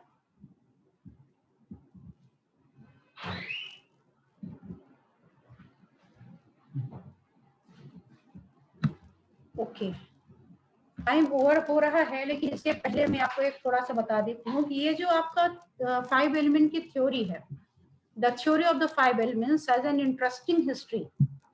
and is utilized in the different form of acupuncture very differently. ये बहुत ही देशों में और अलग अलग उससे जाना जाता है, बहुत ही इंटरेस्टिंग भी होता है ये।